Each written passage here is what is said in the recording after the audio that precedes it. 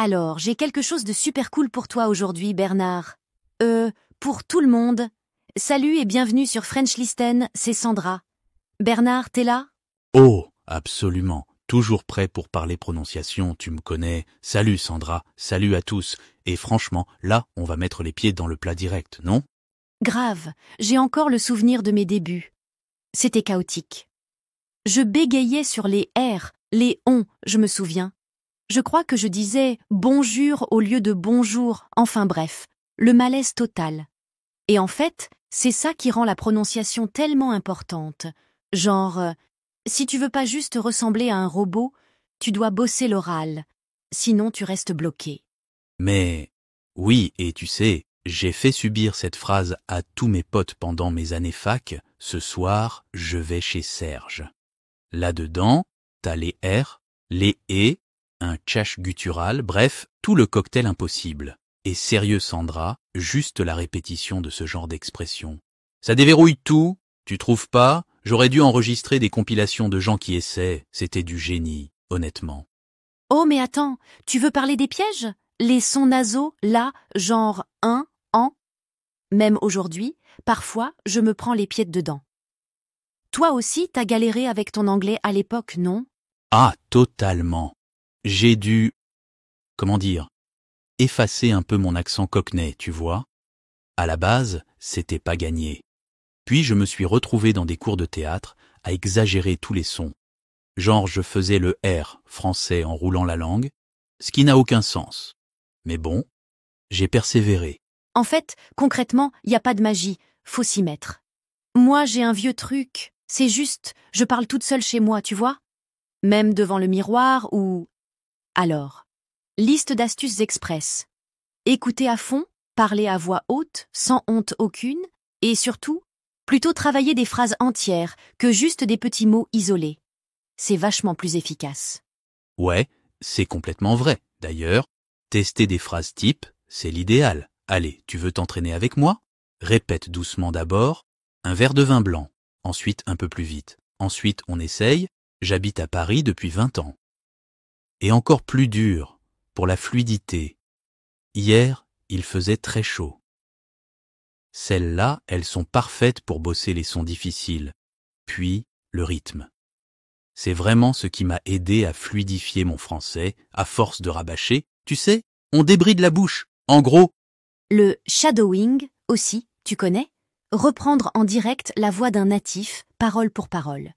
C'est un de mes trucs préférés. Moi, pour tout dire, je le fais sur des podcasts de stand-up. Bernard? Toi? C'était pas avec des jingles radio? exactement. Enfin, ouais, même les vieilles pubs vraiment nulles, je les imitais à la lettre, accent compris. C'était super pour bosser justement l'intonation. Mais j'assure, ça gomme les accents étrangers comme rien d'autre. Et puis, faut rendre l'entraînement fun, sinon c'est la corvée.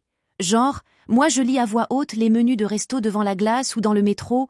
Bon, les gens te regardent un peu bizarre, mais franchement, on s'en fiche. Et toi, t'as pas inventé un challenge fruits de mer avec les cartes de bistrot?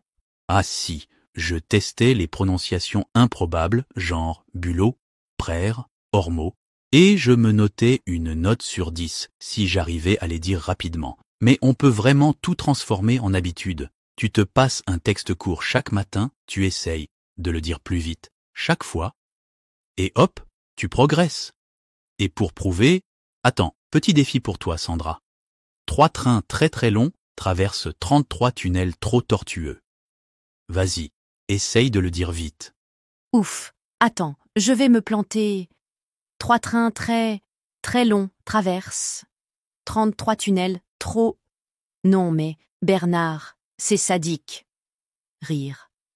Bref. Blague à part, il y a plein d'applis, de podcasts ou même des listes de chansons marrantes à écouter ou répéter. Et petit bonus perso, mon site préféré pour dénicher des phrases stylées, je le partagerai dans les notes de l'épisode. Et, tu sais, la difficulté, c'est de garder la motive. Le français ou n'importe quelle langue, si tu pratiques pas régulièrement, c'est comme le vélo. Tu perds direct. Moi, J'ai besoin, d'un mini-objectif chaque semaine. Parfois, c'est juste réussir une phrase en R, bien propre, et parfois, je m'enregistre pour entendre les progrès. Tu fais pareil? Ouais, exactement. Et même si t'as pas envie, tu tiens un mini-journal où tu te gardes des petites sessions audio. Tu réécoutes et tu réalises vraiment les progrès. Et puis, à 2 ou 3, c'est tellement plus sympa. J'encourage tout le monde à trouver un groupe de conversation, même si c'est juste un club en ligne. Ça rend l'engagement super naturel. Tu vois ce que je veux dire, Bernard? Absolument. Tu crées une sorte de cercle de soutien, puis t'as moins peur de te planter. L'ambiance, c'est chaleureux, et franchement, si t'es motivé, tu progresses sans t'en rendre compte. Ouais, et franchement, on peut bosser la prononciation dans n'importe quelle routine. Moi, par exemple, je répète des phrases en me brossant les dents, ou je déclame un petit texte pendant que je fais la vaisselle. Ça casse la monotonie, et ça fait bosser sans s'en rendre compte. Ah, ça c'est malin. Et tu sais, utiliser la technologie, c'est super utile. Tu programmes ton téléphone ou ton ordi pour qu'il lise des textes en français, genre ton agenda ou les actus du jour, et t'écoutes l'accent, l'intonation, le rythme, c'est idéal pour s'imprégner en fait. Et puis, bon, petit conseil bonus. Tu fais une playlist de tes phrases ou chansons françaises préférées, tu les écoutes partout, tu les chantes. Enfin, moi je chante faux, mais je retiens mieux. Oui, je me répète sûrement, mais répéter, c'est la clé. Même les petites routines, dire bonjour 5 fois différemment en allant au boulot, ça reprogramme un peu ton cerveau, je te jure. Puis, grâce à la tech, tu peux automatiser, une notification pour répéter une phrase chaque matin, c'est pas grand-chose, mais ça marche. Carrément. Et pour fixer tout ça, rien de mieux qu'un petit carnet ou une playlist de tes phrases fétiches. Moi, je colle des post-it partout chez moi, Bernard. Mes murs sont un vrai plateau de jeu. Ça me fait marrer et je retiens bien plus vite sans même m'en rendre compte. Voilà, on arrive sur le concret, le terrain, comme on dit, faut pratiquer en situation réelle, tu peux te trouver un tandem linguistique ou, des sessions de conversation sur Internet. Moi, le stress du direct, ça m'a boosté, tu comprends? Tu sais, parler au marché, au téléphone ou au resto, même enregistrer la scène pour s'améliorer derrière. Et oui, il y a les cafés linguistiques, les clubs de lecture ou les événements en français. C'est tellement plus chouette en vrai. Essayer de simuler une commande ou une discussion au marché, t'enregistres, tu réécoutes, et là, tu repères facilement où t'accroches. Franchement, c'est là qu'on progresse le plus vite.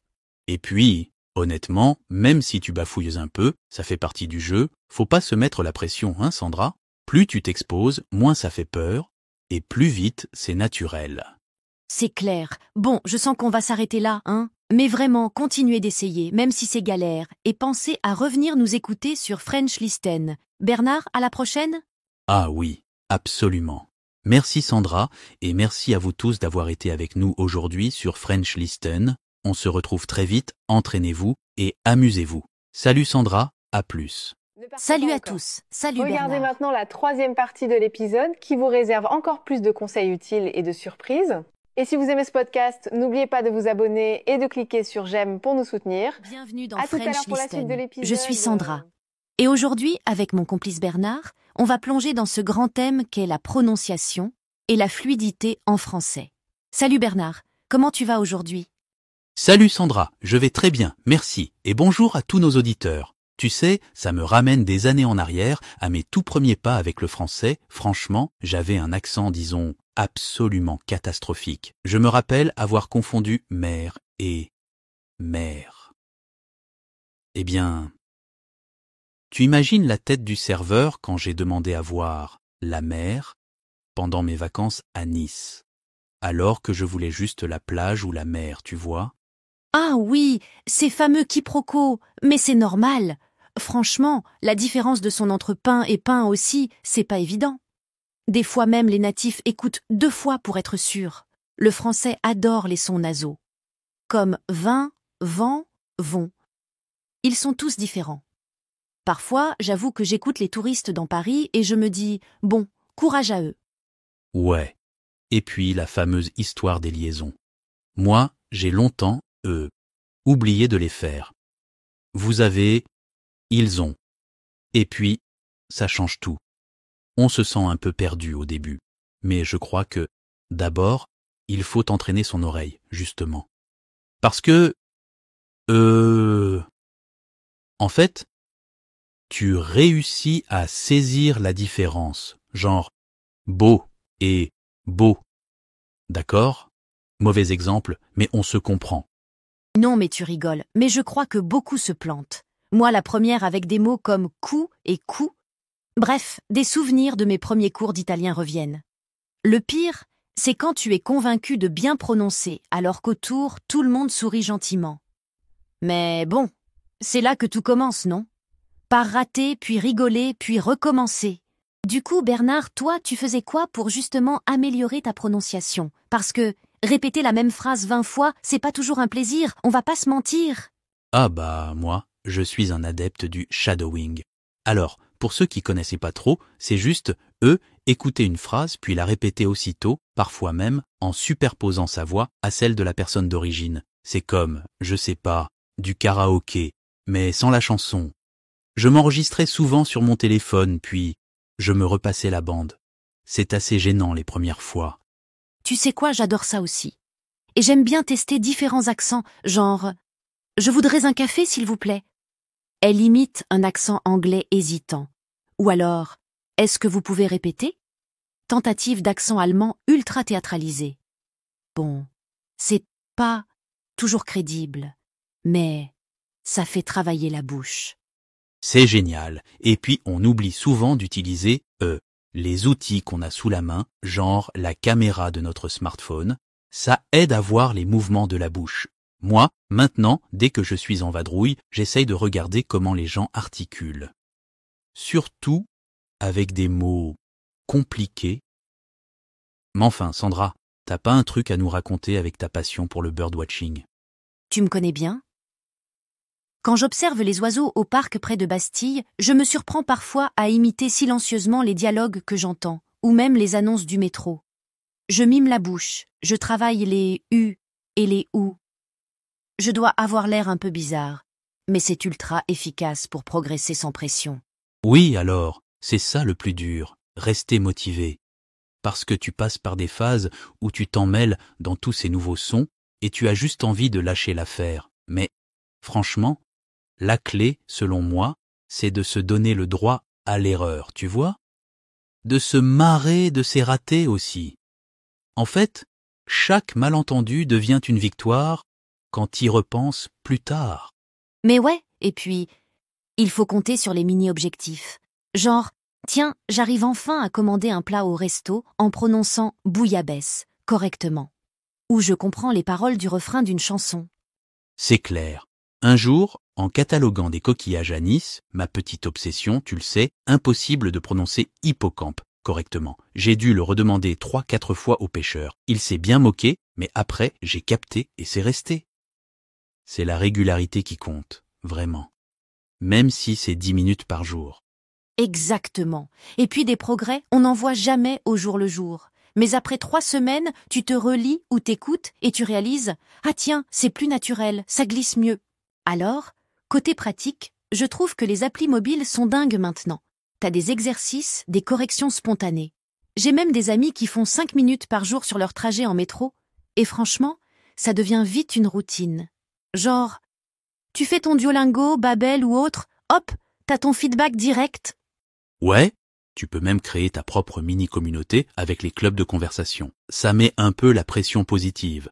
On ose plus, on prend confiance. J'adorerais revenir à mes premières soirées échanges linguistiques, tu sais, où j'ai rencontré tellement de gens fascinants. Là, tu réapprends à parler comme dans la vraie vie. C'est très différent des applis, mais super complémentaire. Et puis, l'écoute active. Par exemple, se mettre un podcast français en cuisinant, ou regarder sa série préférée sans tricher avec la VO. Même, tiens, lire un peu à haute voix. Une recette, un poème, c'est simple mais sacrément utile. En fait, plus tu évolues dans des situations réelles, mieux ta prononciation s'ancre sans que tu t'en rendes forcément compte. Tiens, ça me fait penser, la musique? J'adore conseiller aux amis d'apprendre une chanson en français par cœur. Pas n'importe laquelle, hein? Choisis un truc adapté. un refrain simple d'Édith Piaf ou même Stromae. Tu chantes, tu joues avec l'intonation, tu retiens hyper vite ces fichus airs de partir ou mourir. Et puis, petit bonus, tu peux regarder des films ou vidéos françaises sous-titrées au début. Genre, tu lis la phrase, t'écoutes, tu répètes. J'adorais faire ça sur Amélie Poulain. Reprendre une réplique, la jouer, c'est super fun et super efficace pour le rythme et l'accent.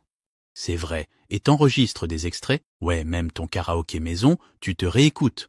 D'accord, t'as parfois envie de t'enfouir sous un oreiller, mais franchement, après quelques écoutes, tu repères les petits défauts, les syllabes qui coincent. Et là, tu peux ajuster et avancer, vraiment.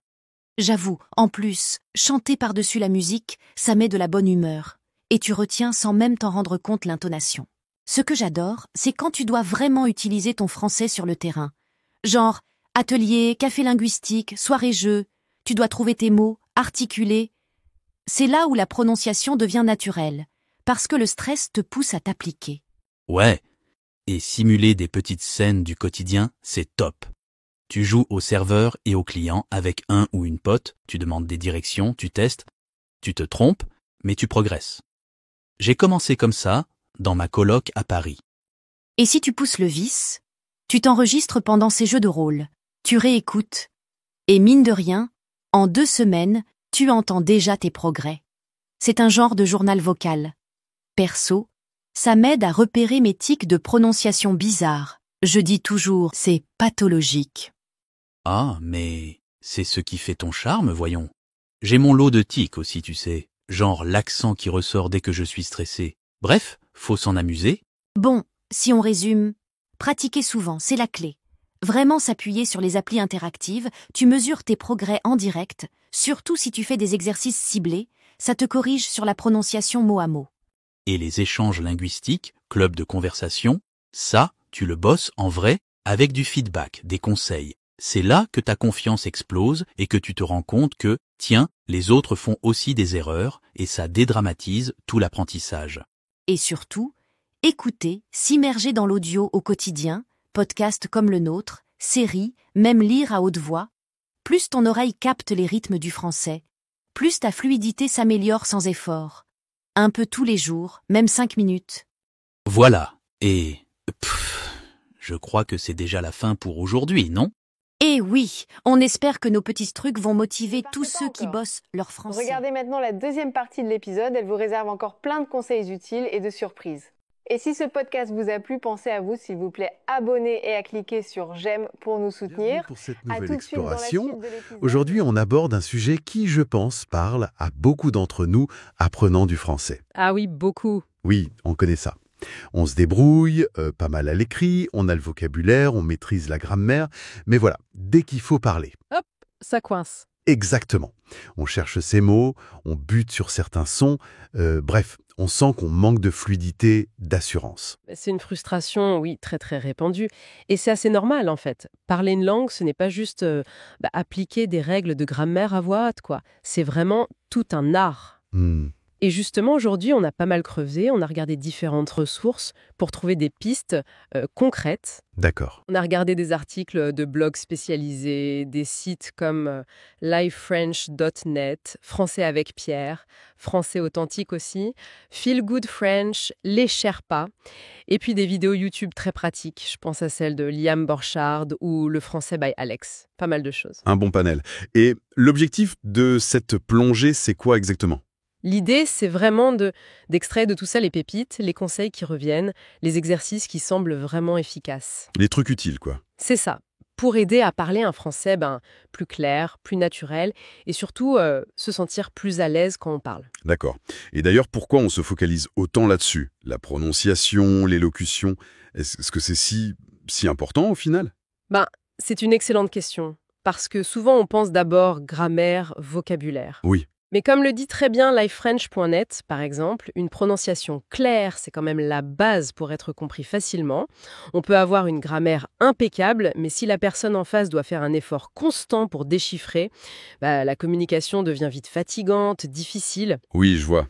Et il y a aussi une dimension de De respect, non? J'ai eu ça chez Liam Borchardt, cette idée que bien articuler, c'est un peu comme faire l'effort de bien écrire pour être lu. Tout à fait. C'est montrer qu'on respecte le temps, l'attention de l'autre. Exactement. C'est une forme de politesse, si on veut.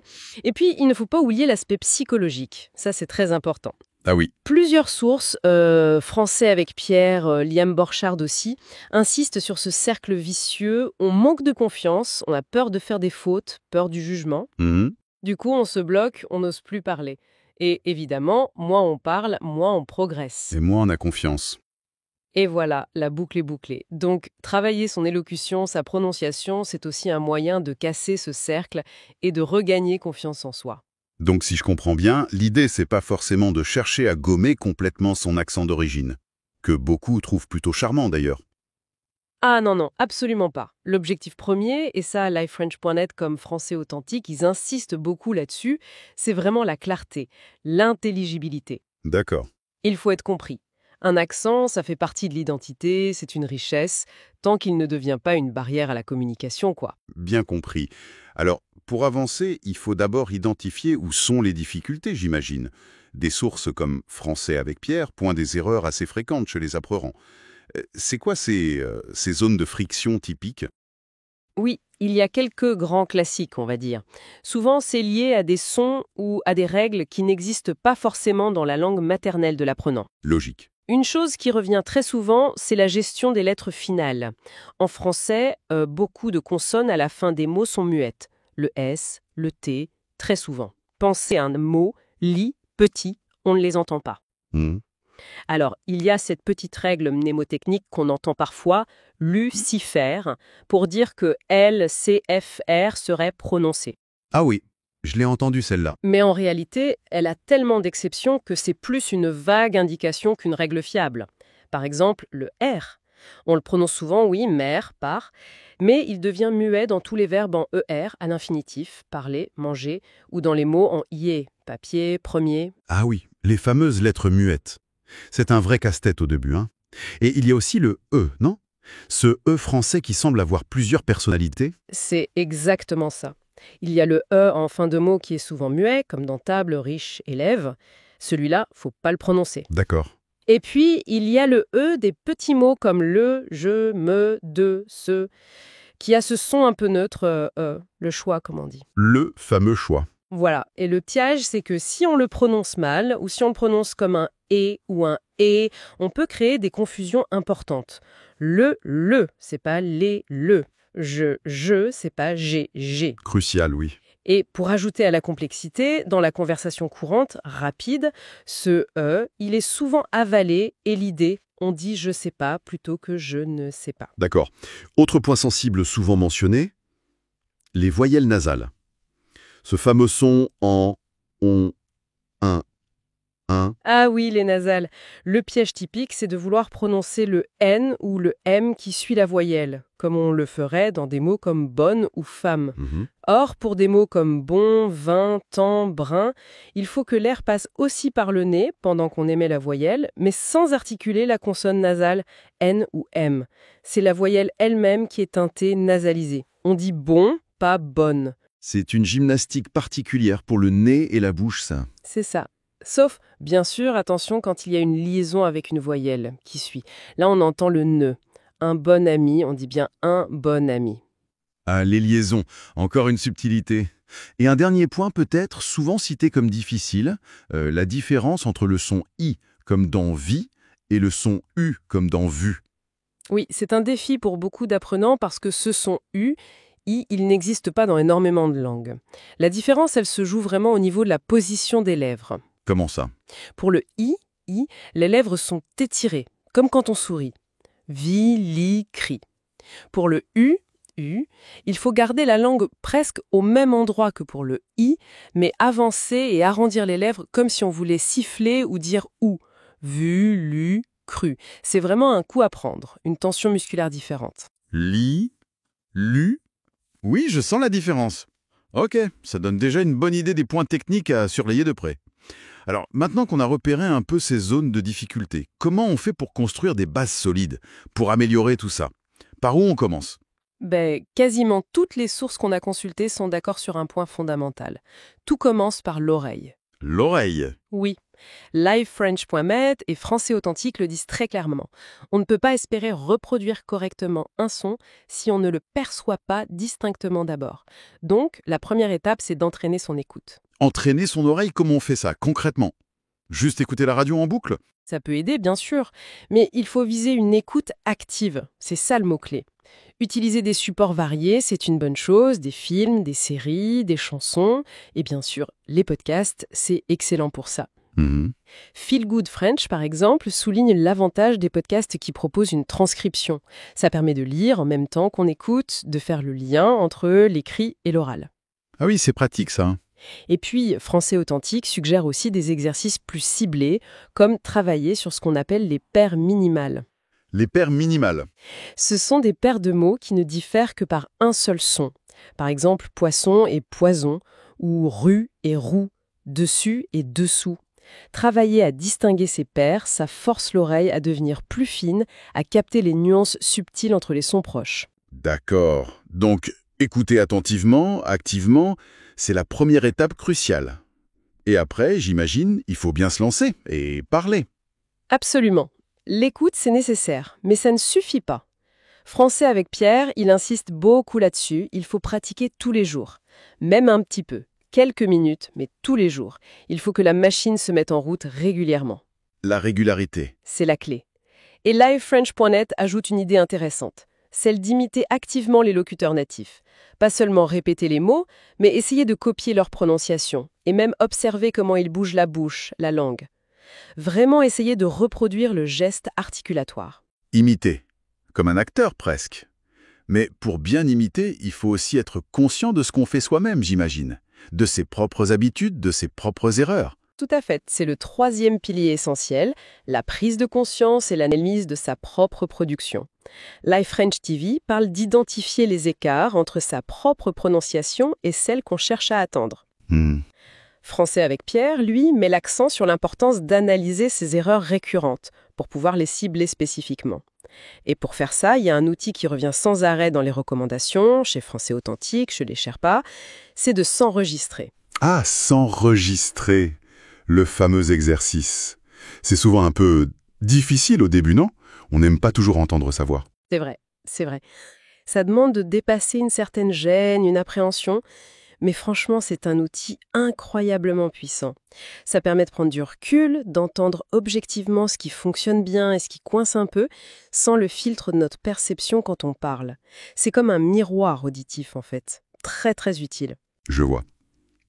Et un point que je trouvais intéressant chez Français avec Pierre, c'est qu'il dit qu'il ne faut pas négliger les autres compétences linguistiques non plus. Comment ça alors ? Il explique qu'améliorer sa compréhension orale, en écoutant des choses adaptées à son niveau, ou même travailler son expression écrite, où on n'a plus le temps de réfléchir à la structure des phrases, eh bien tout ça, ça finit par nourrir et améliorer l'expression orale aussi. C'est comme si tout était connecté. Mais c'est tout à fait ça. Les compétences linguistiques, elles se renforcent mutuellement. C'est un écosystème. Quand on maîtrise mieux la structure d'une phrase à l'écrit, ça devient plus facile de la produire à l'oral. Quand on comprend mieux les natifs, on est mieux armé pour reproduire ce qu'on entend. Tout est lié. Absolument. C'est logique vu comme ça. Alors, maintenant qu'on a posé ces fondations, l'écoute active, la pratique régulière, l'auto-analyse, quels outils concrets, quels exercices vraiment spécifiques on peut utiliser pour travailler sa prononciation et son élocution au quotidien? La boîte à outils, quoi. Alors, il y a effectivement toute une panoplie d'exercices qui sont proposés. Liam Borcharet, par exemple, il suggère quelque chose d'intéressant. Commencer par un échauffement vocal, un peu comme un sportif qui s'échauffe avant un match. Un échauffement vocal. Pour parler, qu'est-ce qu'on fait? On chante? Pas forcément chanter, non, mais préparer les muscles qui servent à parler. Il propose des choses très simples. Par exemple, commencer par la respiration. Juste respirer calmement. Inspirer sur 5 secondes, expirer sur 5 secondes, plusieurs fois. Un peu comme la cohérence cardiaque. Ça aide à connecter le souffle à la parole, à se détendre. D'accord, la base, le souffle. Ensuite, il propose de bâiller. Bâiller. Oui. Le bâillement, ça détend tout l'arrière de la bouche, ce qu'on appelle le voile du palais, et ça ouvre l'espace de résonance. Ça donne une voix plus ample, plus posée. Bâiller pour mieux parler, c'est assez contre-intuitif, mais pourquoi pas? Et après cet échauffement un peu particulier? Eh bien, on peut passer à l'articulation proprement dite. Un exercice vraiment de base, recommandé par beaucoup comme Liam Borchard et Français Authentique, c'est la lecture à voix haute. Tout simplement lire un texte. Oui, mais activement. Pas besoin de lire pendant des heures, hein. Quelques minutes chaque jour, ça suffit. L'idée, c'est vraiment de faire l'effort d'articuler chaque syllabe, de bien ouvrir la bouche, quitte à exagérer un peu au début. Mhm. On peut se concentrer sur les sons qui nous posent problème ou sur les consonnes qui demandent un peu d'énergie, comme les plosives P, B, T, D, K, G, ou celles qui demandent de la précision, comme les fricatives F, V, S, Z, C, H, J. J'ai vu que Français Authentique suggère même de lire avec émotion, un peu comme si on jouait une pièce de théâtre. J'imagine que ça aide à se lâcher un peu, à moins penser à la technique pure. Exactement. Ça déplace focus de la mécanique vers l'intention, vers l'expression. Et paradoxalement, ça peut libérer la parole, rendre l'articulation plus naturelle et améliorer la fluidité. Et pour un travail musculaire encore plus ciblé et plus ludique aussi, il y a les fameux vire-langues. Allez, virlanguer. Les chaussettes de l'archiduchesse. Ça marche vraiment, ce genre de truc. Ah oui, c'est très efficace.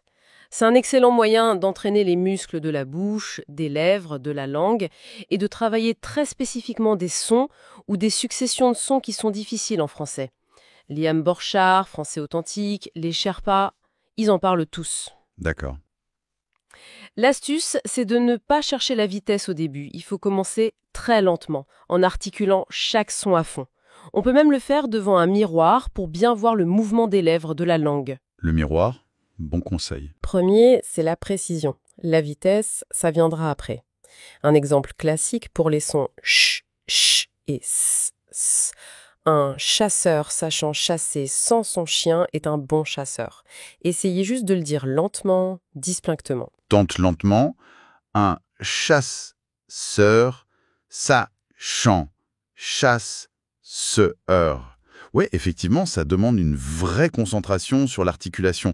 D'autres petits exercices de genre. Oui, Liam Borchard mentionne aussi les lip trills. C'est faire vibrer les lèvres. Un peu comme un cheval fait le son br, br. Et c'est brr.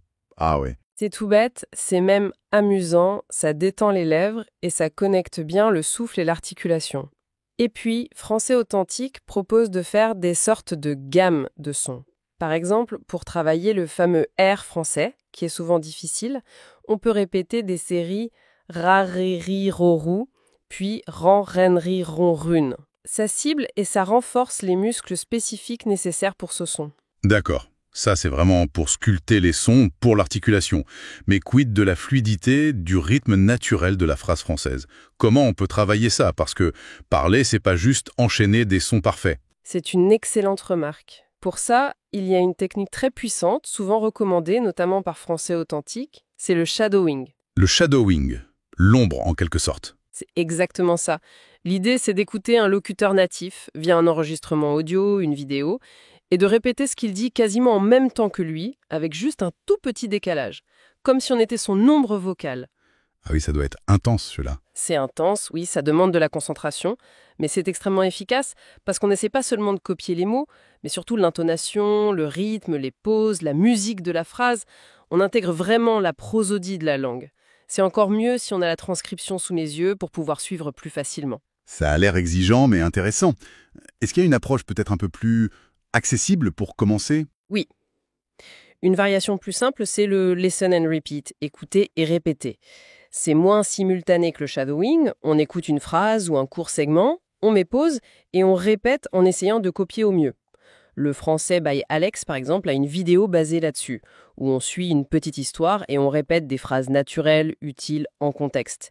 C'est très bien pour ancrer des tournures et une prononciation correcte de manière plus posée. D'accord. Et un point qu'on oublie peut-être souvent, c'est les silences, les pauses. Parler sans arrêt, ce n'est pas forcément ça la fluidité. Si... Ah, c'est un excellent point et très juste. Liam Borchard insiste beaucoup sur l'importance des pauses. Bien parler, ce n'est pas débiter sans reprendre son souffle. Les pauses sont essentielles.